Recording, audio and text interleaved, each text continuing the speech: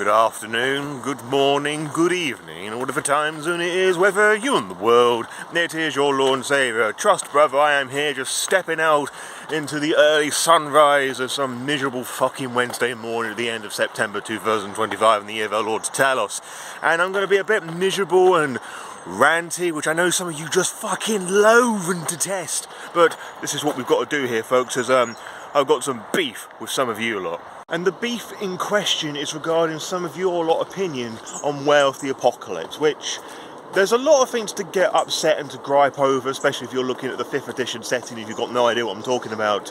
My review of the core book's going to appear somewhere for you to go and watch now, because, oh boy, there's a lot wrong with that, in my opinion, and it sort of encapsulates, I feel, the main issues that a lot of people have with Werewolf the Apocalypse, that its culture is bad, and its attempts to integrate real-world cultures into the setting is bad. And yeah, I've got to admit, sometimes it does that, it's pretty fucking awful. And according to this person on the Lore by Night Discord server, that they can't play it in good faith because they feel they're just going to be doing things red-faced, i.e. the negative stereotype, well, one of many negative stereotypes regarding Native American folk. But as you've probably seen by the screenshot I provided for you, they haven't actually read the material. They've only gone with stuff that they have heard and seen online, which is kind of baffling given the fact that they are allegedly a supporter of your Lord Saviour. And I've just waffled about all this shit before. And I suppose that's the beef that I have with some of you lot, that your objections to this game line is through stuff that you have seen people talk about, but haven't engaged with yourself. Which is, I dare say, quite childish. It's quite pathetic, honestly. And I'm honestly a wee bit disappointed that this is the state that we are with some folks here, that we are going to completely disregard a huge-ass game line just based on what's essentially no better than a game of fucking Chinese whispers. And I get it, you know, if people talk about something that's really bad, you're not really going to be checking it out. But to say that you're not going to check it out and make your own opinions on something and just relying on a bunch of strangers and whatnot online, now, this might seem a bit hypocritical given the sort of things that I am known for. But that's the thing. If I don't like something, I do tend to go and look out for it. Eventually, I say eventually because earlier this year we actually revisited the Made to the Ascension game lines, because I've always had this bit of like negative hotspot with it, and I decided to reapproach it because I think for my opinions of it were a little misguided, and I actually ended up really fucking liking it. And at some point I'd like to run some Made to the Ascension games. Like, I heard all the people talking about Kindred of the East, how bad it was. I read the core book and some of the materials, and yeah, I still think it's pretty bad. I do also think that some of the source books make it somewhat better, but I think the core book has, you know, it just sort of sets the tone, really. And a lot of it is pretty bad, admittedly. Similar with the Ravnos vampires, admittedly, they were introduced as, like, all descendants and associated and troublemakers within the Romani bloodlines, which is not great, and in future years writers will do their best to like revise the material that, yeah, sure, they are still associated with them, but they are the less favourable members of our clan. Like, we've got India under our thumb, and they're actually putting a lot of decent work to try and make that a much more natural fit. But of course a lot of people won't fucking talk about that because culture is bad. So what does 5th edition do? Oh, they just wander around because oh, that's it, it's a clan weakness, they can't sit still, so basically they're just ADHD up to the max, which definitely isn't harmful at all. You know, like, that's the sort of things that we get, and we get 5th edition where the attempt to remove culture actually becomes a wonderful platform to insert fascist ideologies. You know, because as I mentioned in my review of that, so many of the different gifts refer to different cultures and beliefs, and yeah, it's just not a good look, honestly. And again, you've still got the whole things of animism and all the variants of spiritualism found within Werewolf the Apocalypse, and people think it's bad because it's appropriating Native American cultures. And yeah, some of the language that has been used in older stuff, like the background fetish, I believe it is. This is bad because it was placed upon, it was prescribed to Native American people by colonisers because they thought that they weren't able to have the abstract thought of prescribing to religions and faiths without holding on to some sort of sacred object. And I'm doing that because from their perspective, the colonisers, it wasn't seen particularly faithful. Like a Western equivalent, like we would only be able to pray to God if we were holding a Bible or a cross or whatever. That's the sort of ideology that we're thinking of, and that's pretty offensive. So a more preferable term would be talisman, which I think, although I'm not 100% certain about that, 5th edition does correct for one of the few bits of praise I can offer that. But that's not really the sort of granular level things that I'm thinking about here, because I could fucking nitpick this all day, and there's still going to be people that would get wound up with me. I think people are going to be pretty wound up to the fact that I started the video saying I've got fucking beef with you because I think your opinions are misguided. But anyway, the main issue that I have here regarding werewolf and culture is people's relationship with the different tribes and regarding their specific bits of culture, by which I mean in the different core books, some of the more, I say recent, like the game's like fucking 20, 30 years old at this point, I feel that it's from like 2nd edition onwards where we begin to see and feel that the different tribes originate from different places on the world. And werewolf fans sort of, and any fucking reader unfortunately, sort of takes any bit of written information as face value fact, which for some instances is great, but then you get instances where, I think it was on Tumblr of all places that I read, that there was a story that somebody wouldn't allow playing the Bone Gnawers because they came from Africa, which I think has a certain racist undertone for that. It was something to that effect anyway, and we got the Fianna from Ireland and Scotland and other parts of the UK, the Fenrir, who I'm going to talk about a lot more in just a moment, the Viking lot, and it's like, just because the tribe originates from a particular place, that doesn't mean that every single one of their members is of that lineage, so to speak. Like, you don't have to play somebody that's from one of the Scandinavian countries regarding the Fenrir. Like, we can broaden horizons a little bit more. It's just, as I said, that's just where they originate. That's where you can find the vast majority of them. I do think there's some instances where you really do have to play into their cultures and ideas a lot more. Like, going back to the Bone Gnawers, for example, they are quite frankly made up of homeless and minority groups. And I think that if you're going to be playing a Bone Gnawer, you really have to lean into that idea. Otherwise, you're not really doing the tribe justice. You might as well be playing something else, because it's part of their culture, it's part of their makeup. And it's not the same as playing like a poor Ventry that's working their way up the tower, if we make a Vampire the Masquerade connection. Very different bit of fruit altogether, I feel. Similarly, if you wish to play somebody that's a member of the Tenet or Wendigo, the younger and older brother tribes respectively, which, by the way, as the two proper tribe names are culturally appropriative, I tend to refer to them as by their nicknames older and younger brother respectively, which is one way of sorting out that little messy situation, as well as there are methods of dealing with their patron names as well, which you can go and look up at your own time, I suppose. But with those specific two tribes, they are specifically of Native American descent, particularly that of younger brother.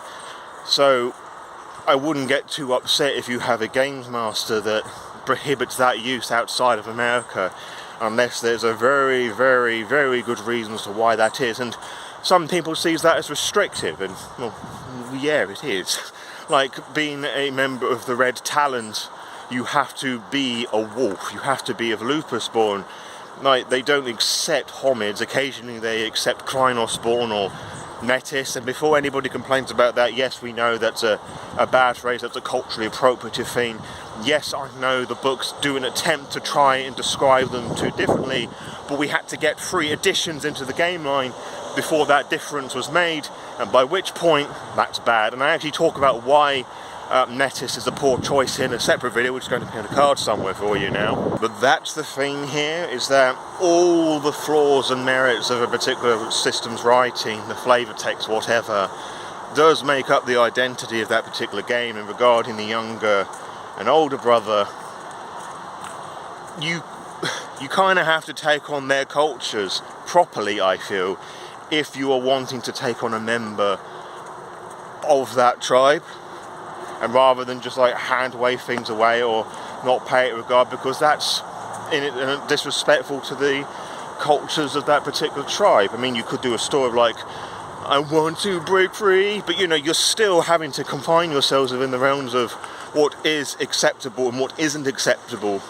from the realms of that tribe. And even then, I think I find a lot of serious werewolf storytellers will just find that hard to allow in good faith. It's something that I certainly wouldn't, not as a serious thing anyway. I mean, sure, the tribes can change to their tribe as a whole right and system for that, but every single tribe hates it when somebody of their own does this sort of thing, because it's, well, really disrespectful to their own.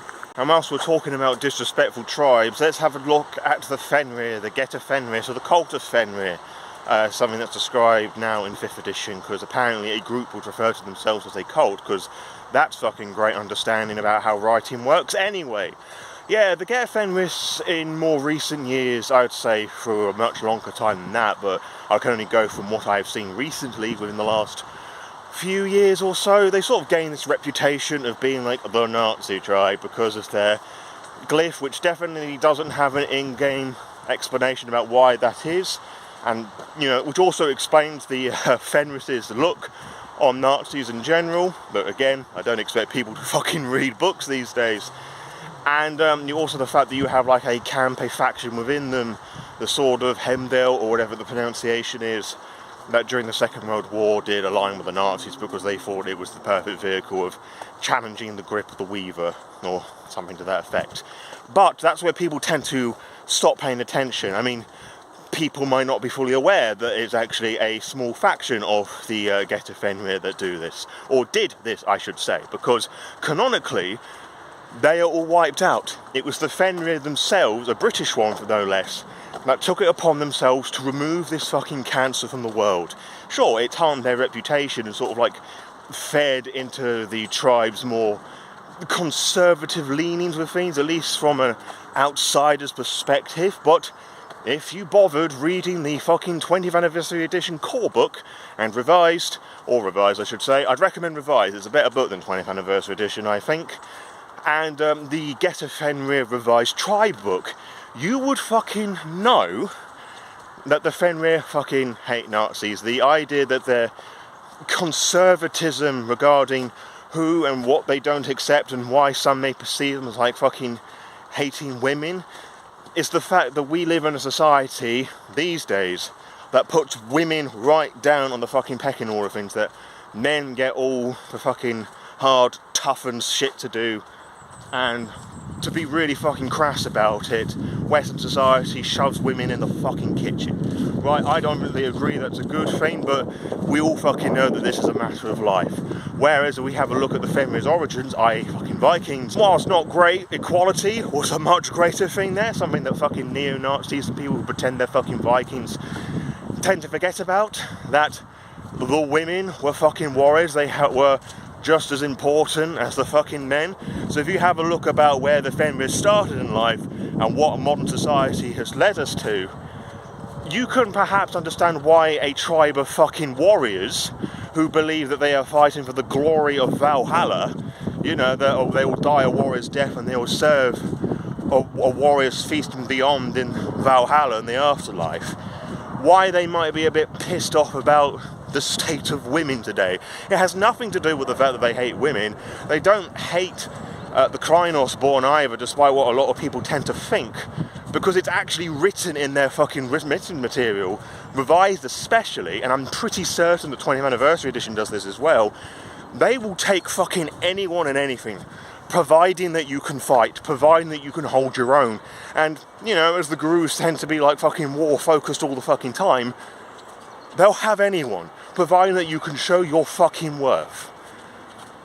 But again, this just goes back to the idea that people don't read. And sure, they can read what selectively and see towards the back of the book they include the Sword of Hemdale in there as a faction, and it talks about them in the present tense, implying that it's retconned. No, you stupid fucks. People tend to forget that the 20th Anniversary Edition game lines were never intended to be the 4th edition of the World of Darkness games. They are meant as like bringing all the revised edition stuff together. So of course it's going to refer to these themes in the present tense, and for its detriment, it assumes that people could read between the lines and know that exactly what it was intending there for, to, you know, bringing all the material together, because you could put something in World War II and fight against them. And unfortunately, it didn't leave a fucking sidebar saying that these lot are bad, etc. and so forth. But then again, even if they had done that, I'm pretty sure we'd still be in this fucking mess today.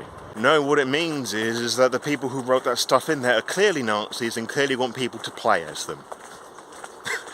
Which is, I feel, so fucking childish. Like, we can have diabolical villains in our games and either fight against them for some great character development, or if you really don't like it, just do what the vast majority of people have done. Ignore them. Or you could be someone like me, read it and engage with the material. Like, okay, why is that included here? Why has that been included? Well, getting the sort of conservative leanings about this, there's obviously a faction of them, i.e. a camp of them, that became like super fucking right wing. Like, you've got a group of red talons that go around killing people because that's just how fucking angry that they are about it. They go out their way and fucking hunt people down and eat them, which is a breaking of their litany. Now, chances are that you're probably not going to be playing that. I don't expect a lot of people to even fucking know this whole spectrum within the Red Talons. But no, let's just all focus about the Get of Fenrir, and because there's a bit about a really bad bunch of them that were, key phrase there, were Nazis, were because they don't exist anymore.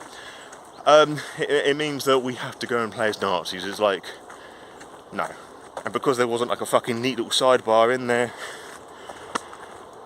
it's really sad that people will just take things at face value like this and not engage with the material themselves. And some people are going to argue back with me because I'm fighting against their ideologies and they're just sort of stuck in their ways and won't change. Because as an autistic person, I can attest to the ideology that change is hard, you know. Like, I don't want to jest about that too much. But if you see something that you don't like or feel that a lot of people are talking about, maybe go and do some research of your own. But that also sort of fits into a lot of the shit that's happening in the world at the moment. Like, no one is prepared to do the proper research themselves. It's just easy to blame one party first and then perhaps deal with the consequences later, you know, because the internet is such a wonderful space that will still be anonymous.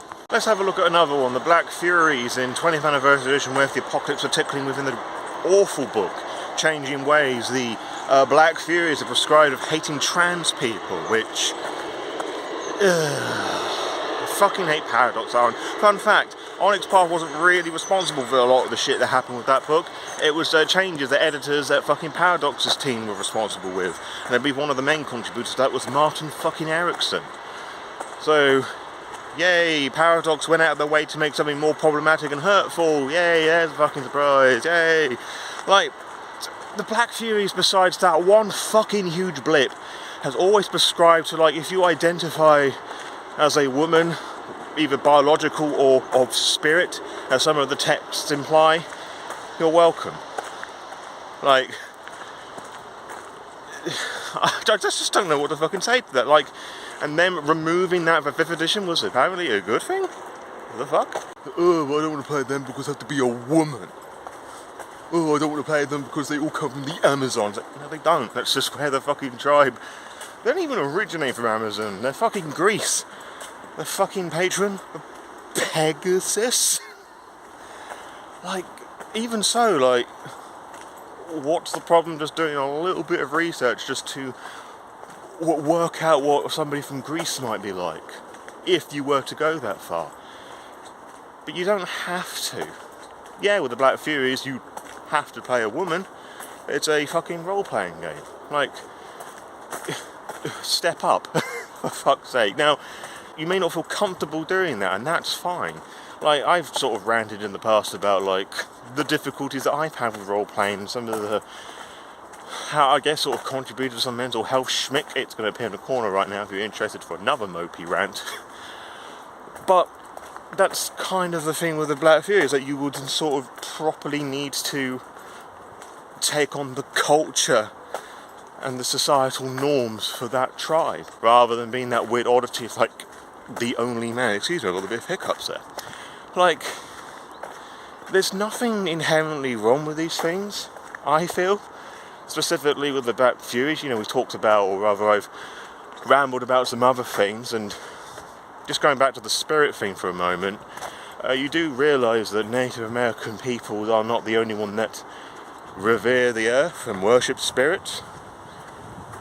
Like, got various forms of paganism, for an example. Now, before anybody has to pop at me for this, I'm not saying that Werewolf the Apocalypse is perfect. Far from it. There are many things wrong with it that the writers have done over the years, some of which I've addressed in this very video. And I do think there was a lot of fun to be had with Werewolf the Apocalypse, because it's very different from Vampire, which is something else I think people trip up on, especially if we compare it to a lot of 5th edition stuff that I tend to see. Like, almost every 5th edition Werewolf actual play that I've seen treats it as like Vampire Political Elysium but in forests, which is not the case at all. And I think it's that sort of step up in challenge that I think that throws a lot of people off, and admittedly it did with me, admittedly, just because of how different the mindset, and I haven't really approached it for many years just because of how difficult it was going to be. But that didn't stop me from reading it. That didn't stop me from engaging the material. That didn't stop me essentially trying to understand what makes it tick. And I've also been very fortunate that the last 2 to 3 years I have been associated with some pretty cool Werewolf the Apocalypse enthusiasts, some of which are professional writers within the World of Darkness sphere, who have had like 20 plus years of experiencing this game and have opened my eyes to its different themes and cultures, and how I've sort of learned of the concept of found family through this, that your formation with your packs, your brothers and sisters in arms, that you're a werewolf, you didn't quite belong as a human, or lupus, you didn't quite understand why, and now you're with a bunch of other misguided misfits that are sticking together and fighting against several forms of fascist regime, which is fucking beautiful, really.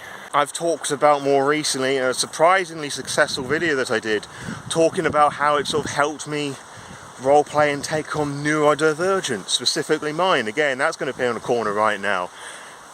And that's just, to me, a really fucking beautiful thing. Whilst it's helped a lot of people with coming to terms with their gender, existing in the trans/non-binary/gender fluid sphere, just helping them to accept themselves as themselves. Like, it's all these really beautiful things can be found with this game, I feel. And I haven't even fucking run it yet. I've played in some play-by-post games, which I'll probably talk about soon, particularly one of them, the one that's connected to the aforementioned neurodivergence video, because I alluded it to that in that video. But that's just, I just think it's a really fucking cool thing, and as I said before, when I first got hold of Werewolf the Apocalypse Heart of the Forest, that first visual novel that was done, it was my first proper look into it, and all the different explorations of spiritualism and the snippets of found family that I saw through that, not realising the term for it was that then, I thought it was just a very beautiful, moving experience, and it got me excited to just look into the world. And yeah, I could identify the things that are wrong with it. Yeah, I can see the more problematic things, but for fuck's sake, you've got just as many fucking wrong shit with Vampire. Yeah, sure, we'll talk about Vampire, about one Tzimisce vampire, and how basically every canonical Tzimisce character is some of the most harmful and offensive takes on trans issues out there. Although I have to say, I applaud the Tzimisce fans of today, and those who love that clan and vicissitude have really taken that into their stride and said the clan's trans rights, which if you have a fucking look into the Tzimisce clan, you will quickly understand that the concept of gender is a human, social, political standard that we have seen to prescribe to just to control people, and the Tzimisce don't fucking care about any of that. Sure, the way the writers took this concept is really hurtful, but the initial premise is fucking badass. I mean, we've talked about the Ravnos and the association with the Roma folk already, but we're not going to talk about ever that players, mostly by default, are members of a fascist vampiric movement. I'm not just talking about the Sabbat here, I'm talking about the Camarilla. We're not going to talk about that, how the main staples of the vampire powers dominating presence, especially with 5th edition, where every other clan seems to have dominate these days, is a combination between the two of them of emotional, physical, mental abuse and gaslighting. No, because those themes are the in thing at the moment, because, you know, BDSM and kink stuff is all cool and kinky and lots of fun and real sexy.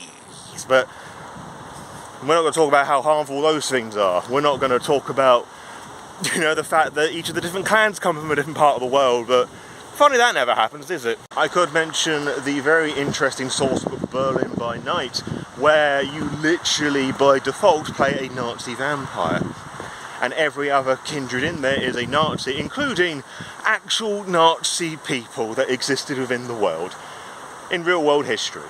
Now, I do have the emotional nuance to understand what they're going for here, but the idea is that you're not supposed to fight with them, but you fight against it. The young, upcoming new bloods that fight against the regime and all of that. Like, they are clearly presented as the bad people. I understand that. Execution-wise, not fantastic, honestly. Especially when they make it canonical that Hitler had magical powers that could resist the dominating powers of an elder vampire, which... Why fucking involve him at all, honestly? Like, I mean, I get it, but that's such a stupid way of handling it. Like, and also whilst we're on that subject, you know, the World of Darkness writers have flip-flopped throughout the years about how much involvement the World of Darkness splats had with the formation and the influence of the Nazi Party and communist parties, etc. and so forth, which are all very fucking bad stuff, really. You know, again, thinking about this as a product of the 90s and early noughties, where it was a common practice for these supernatural things to have Nazi influences, or dare I say the other way round, but these things don't tend to come up in conversation all that much with vampire, because vampires are cool and sexy, and Werewolf has always had the fucking short straw of supernatural horror, unfortunately, and unfortunately, White Wolf devs haven't really fucking helped themselves in places here.